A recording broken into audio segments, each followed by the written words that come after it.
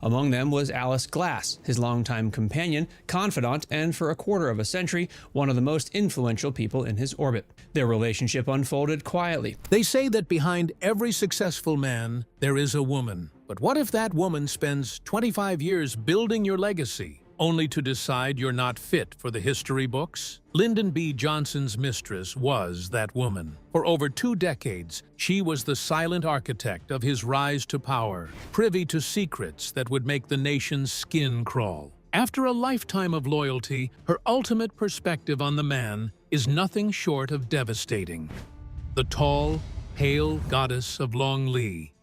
If you must understand the man who ran the world, you first have to meet the woman who ran his heart. Her name was Alice Glass, and she was not your conventional woman. She was everything most women were not, especially for ladies in the 1930s. She was nearly 6 feet tall, which made her a giant in an era when most women were much shorter. She had this very pale, milky skin and blonde hair that made her look like a cold marble statue. She was the subject of many whispers, and many called her the most beautiful woman they ever saw. And the icing on the cake is that she was also very intelligent. But Alice did not come from money, though. She grew up in a tiny town called Marlin, Texas. It was a place where everyone knew your business, and the heat hung in the air. But Alice was too big for Marlin. So she moved to Austin and started working for a state senator called William R. Pogue. It was in Austin that she met Charles Marsh. Now, Charles was a very big deal. He was a newspaper tycoon with tons of money and a very powerful reach. He was older and married, yes, but he was so crazy about Alice that he basically moved mountains for her. He bought a massive 1,000-acre chunk of land in Virginia and built her a palace called Long Lee. We are talking about a giant white mansion with huge pillars, servants in every room, and the kind of fancy art you only see in museums. Alice was the queen of this castle and ran it as such. She spent her days reading heavy books and her nights hosting dinner parties for the most powerful men in Washington, D.C. And she wasn't a cowering princess in front of these billionaires and senators. Oh no. She could talk circles around them while maintaining maximum composure. But Alice was bored. She was tired of rich guys who only talked about their bank accounts. She wanted a man with actual fire in his gut. Then, in 1937, a skinny guy with huge ears and a lot of nervous energy pulled up the long driveway at the Longley estate. The meeting of 2 hurricanes. When Lyndon Johnson first walked into the Longley estate, he was a total mess. He was a young congressman who had just won a seat in the Texas Hill Country. Those qualities were exactly what drew her to a young Texas congressman named Lyndon B. Johnson. And he was skinny, frantic, and looked like he hadn't slept in a week. He was used to the dirt and the heat of rural Texas, not the high-class polish of a mansion in Virginia. He arrived at the house with his wife, Lady Bird. But the second he walked through those doors, his eyes weren't on the art or the fancy furniture. They were on Alice. Alice was used to seeing powerful men, but Lyndon was different. Most of the guys who visited Charles Marsh were slow and careful. They talked in low voices and acted like they had everything under control. Lyndon was the opposite. He talked fast, and he had this desperate need to be noticed. While the other guests were trying to act sophisticated, Lyndon was leaning in close to people, grabbing their arms and telling them exactly what he wanted to do with the country. He had this wild, raw ambition that should have been annoying to a woman as refined as Alice, but it did the exact opposite. It kind of hooked her. Alice reportedly said that when she met Lyndon, she thought she had finally found a politician whose dreams were for other people instead of just himself. She saw a man who wanted to bring electricity to the poor farmers in Texas and build roads where there were only cow paths. In her mind, he was a hero in the making, and not just another guy looking for a paycheck.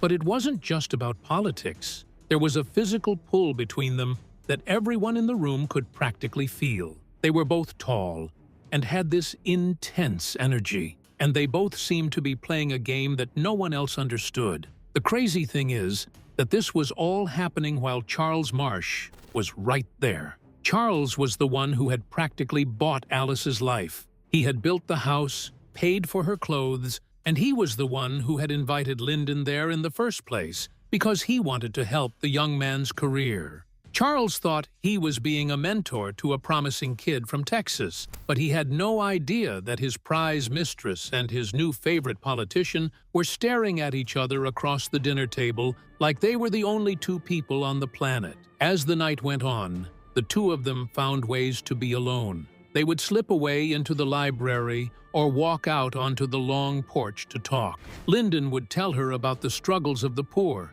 and Alice would give him advice on how to handle the big shots in Washington.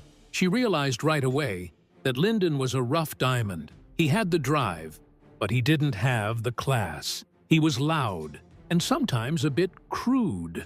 Alice decided right then and there that she was going to be the one to polish him. She was going to be his lover, but more importantly, she was going to be his secret weapon. By the end of that first weekend, the deal was sealed. They were starting a fire that would keep burning for 25 years, right under the noses of their spouses and the man who owned the house. The secret architecture of a 25-year affair.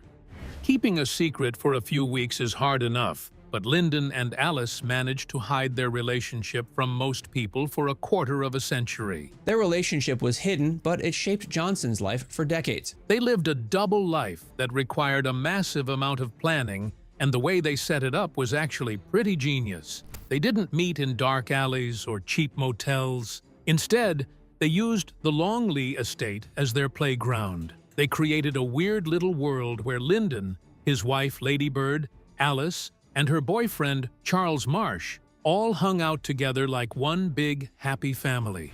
It was a ménage à quatre that worked because no one dared to say the truth out loud. Lyndon would pack up Lady Bird and drive out to Virginia for the weekend. On the surface, it looked like a standard political visit. Charles Marsh thought he was the one in control, acting as the wise older mentor to the rising star. Lady Bird, who was incredibly sharp and likely knew exactly what was going on, kept her mouth shut to protect Lyndon's career. While Charles and Lady Bird were busy talking or walking the grounds, Lyndon and Alice were finding every possible second to be alone. They would slip away into the massive guest wings of the mansion or take long walks through the 1,000 acres of woods. They were so good at it that people who were there at the same time said you could never tell they were lovers. They were polite and professional, and they never let their guard down in public. But the secret was more than what happened in the bedroom.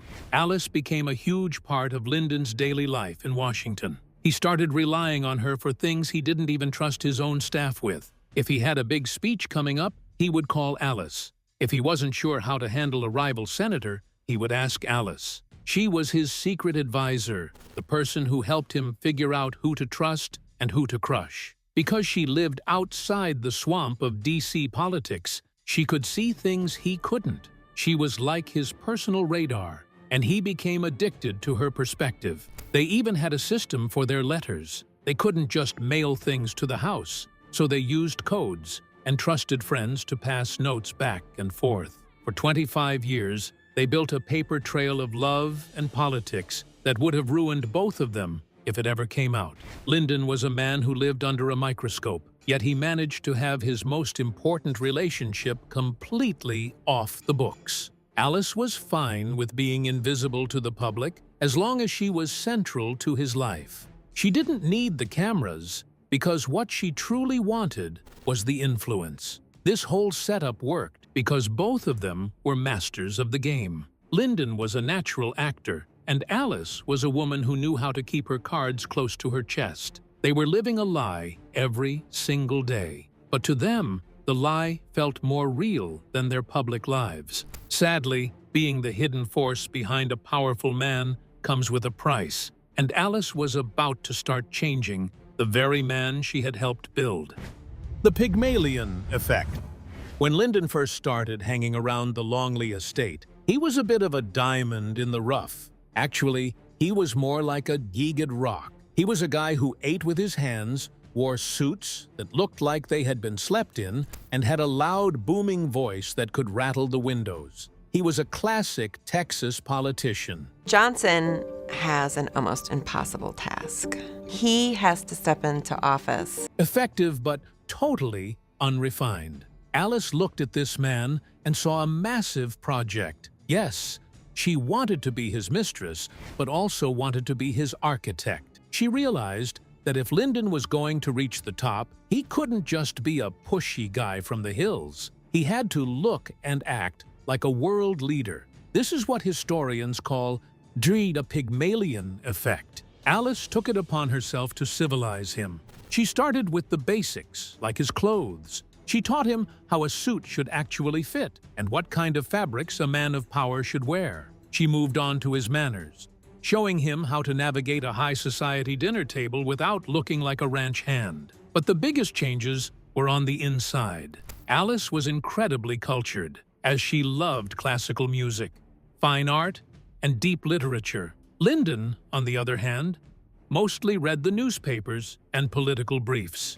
Alice started feeding him books and ideas that he had never even considered. She opened up his world beyond the borders of Texas. She also worked on his Johnson treatment. Everyone knows that Lyndon was famous for getting in people's faces and bullying them until they gave him what he wanted. Alice taught him that sometimes a softer touch was more powerful. She showed him how to use charm and elegance to win people over instead of just brute force. In fact, one could say that she was his finishing school. When he was in Washington, he was the tough-talking congressman. But when he was at Longley with Alice, he was a student. He listened to her because she had the one thing he lacked: effortless class. But it wasn't just about which fork to use at the dinner table or what was considered polite conversation.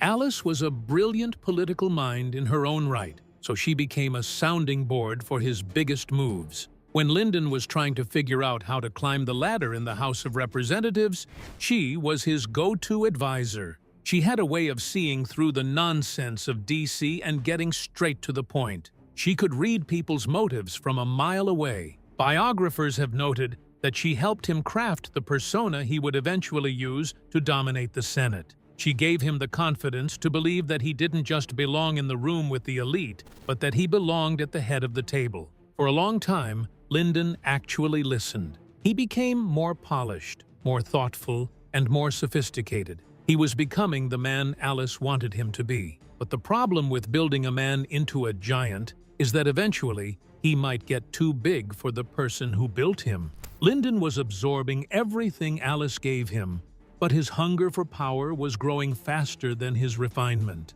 And even though he was becoming a masterpiece, he could never detach from the woman who made him who he was. Why she never left. For years, people wondered why Alice didn't just walk away from her fancy life with Charles Marsh to be with Lyndon. It was clear to everyone who saw them together that she was totally devoted to him. Her own sister, Mary Louise, didn't mince words about it. She straight up said that Lyndon was the love of Alice's life. Lyndon was the love of Alice's life. My sister was mad for Lyndon, absolutely mad for him, she shared. Alice was so wrapped up in him that it bordered on an obsession. But despite all that passion, she stayed exactly where she was. She kept her position as the mistress of Longley and kept Charles Marsh around for years before finally marrying him in 1940. So, why didn't she leave? The simple answer is that she was waiting for Lyndon to ask. According to people close to them, Alice actually held out hope for a long time that Lyndon would leave Lady Bird. She wanted to be the one standing next to him on the campaign trail. But Lyndon was a man who calculated every move like a chess player. He knew that in the 30s and 40s, a divorce would be the end of his political career. He needed Lady Bird for the image of the perfect Texas family man, and he needed her money to fund his early races. He loved Alice, but he loved power more. Alice eventually realized that she was never going to be the wife and would always be his dirty little secret. When she finally married Charles Marsh in 1940, it wasn't because she suddenly fell back in love with him. It was more like she was waving a white flag. She knew Lyndon wasn't going to blow up his life for her, so she settled for the security and the massive estate that Charles provided. But marriage didn't stop the affair. If anything, it made things more intense. Now that they were both settled with other people, they didn't have to worry about the pressure of getting married. They could just focus on their connection and relationship. They kept writing those secret letters and finding ways to meet up whenever Lyndon could get away from Washington. The emotional weight of this was crazily huge. Alice had to sit by and watch Lyndon become a national figure while she stayed in the shadows. She had to see Lady Bird take the credit for being the woman behind the man, while Alice was the one actually building his mind and his style. It was a lonely way to live. She was the most important person in his life, but she was also the one person he could never publicly thank. Even with all that pain, she couldn't quit him. Lyndon had a way of leaning on her that made her feel like he couldn't survive without her. He would call her when he was anxious or scared, showing her a side of himself that he never showed the voters. That vulnerability was the glue that kept them together. She felt like she was the only person who truly knew the real Lyndon. But the Lyndon she knew was slowly becoming someone she could not recognize. The Senate years and the growing ego.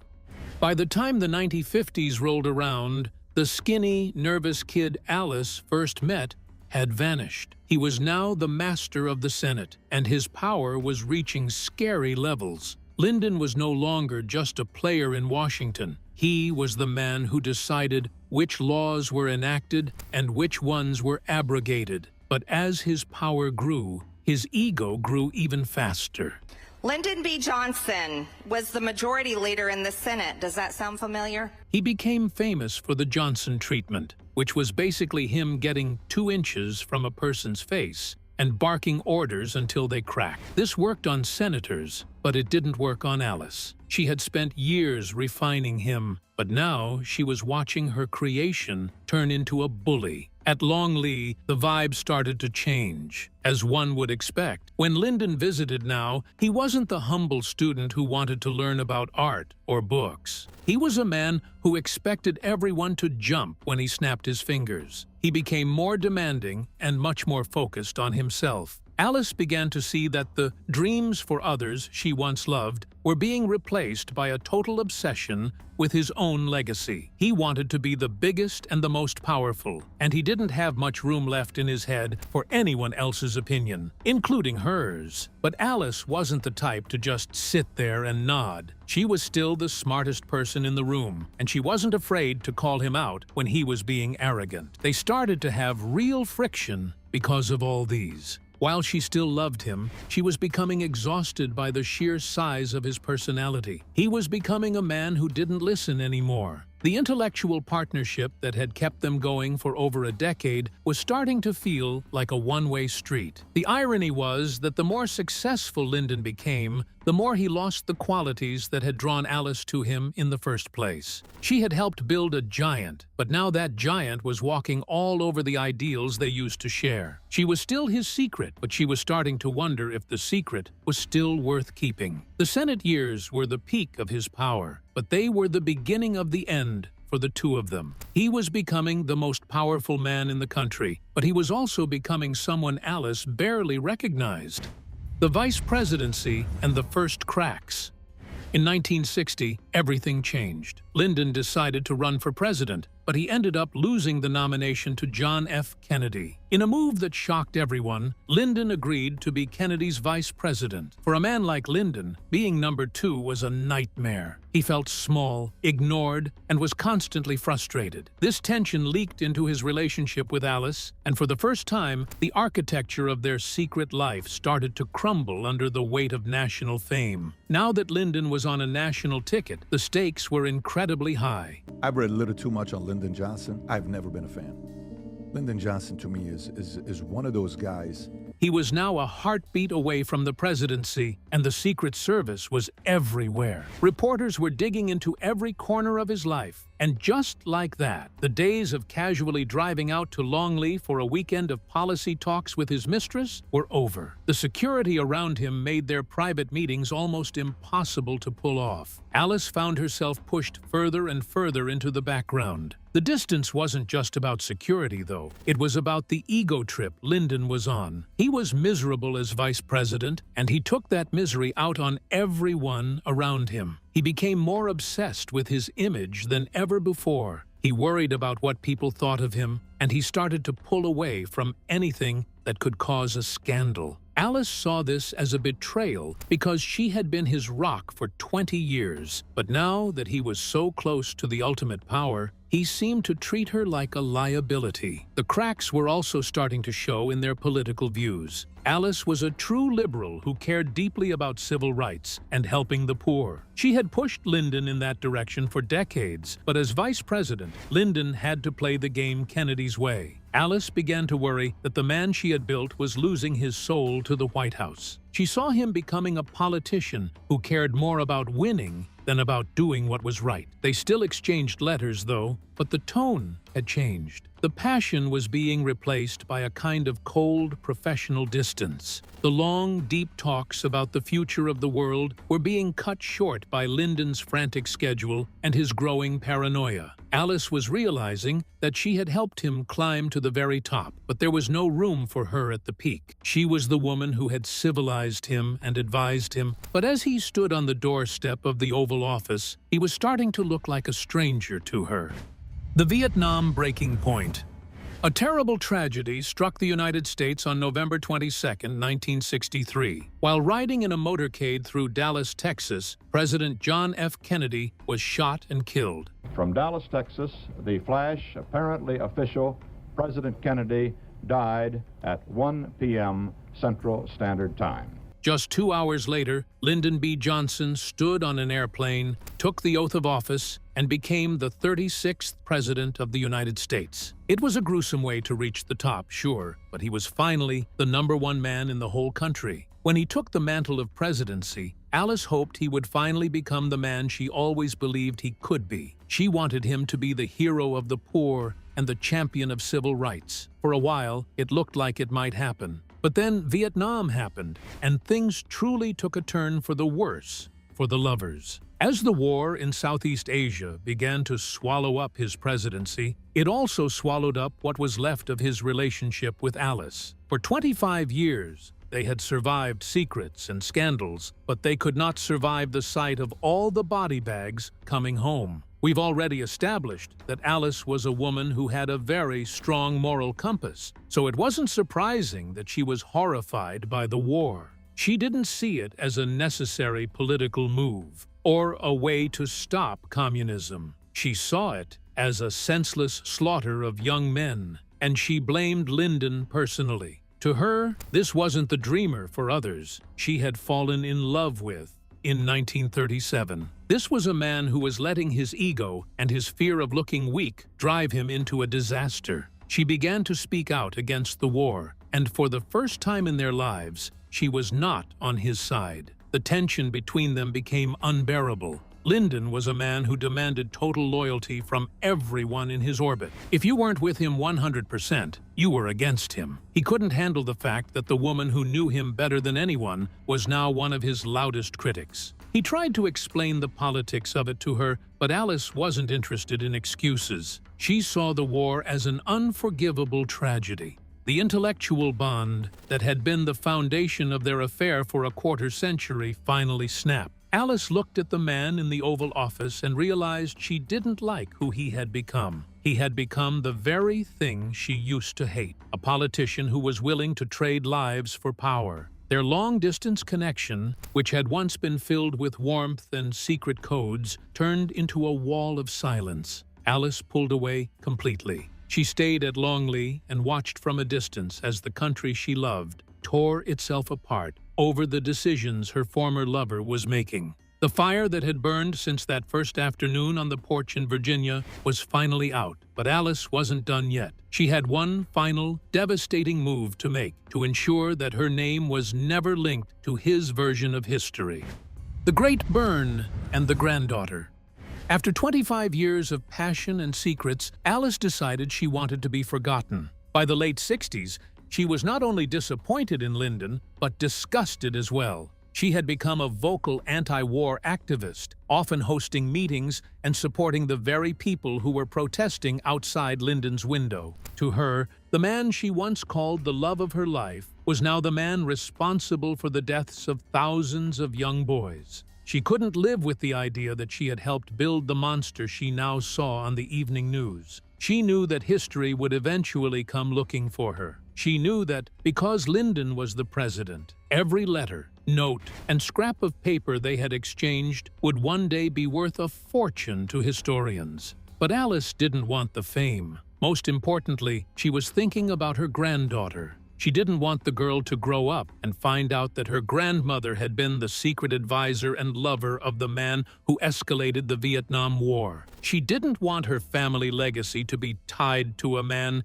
she now saw as a moral failure. So, Alice did the unthinkable. She gathered up every single letter Lyndon had ever written to her. We are talking about 25 years of history. They contained his fears, feelings, political plans, and the truth about how he rose to power. Alice took the whole pile and threw it into a fire. She watched as decades of their shared life turned into ash and smoke. She wanted to erase herself from his story completely. Burning the letters was her way of making her final statement. She was saying that the man she loved for a quarter of a century no longer existed. She chose her conscience over her place in the history books. She spent the rest of her life in relative silence, refusing to cash in on the secret that could have made her famous. When she finally spoke about him in her later years, her words were cold, and she spoke not of the dreamer she had met in 1937,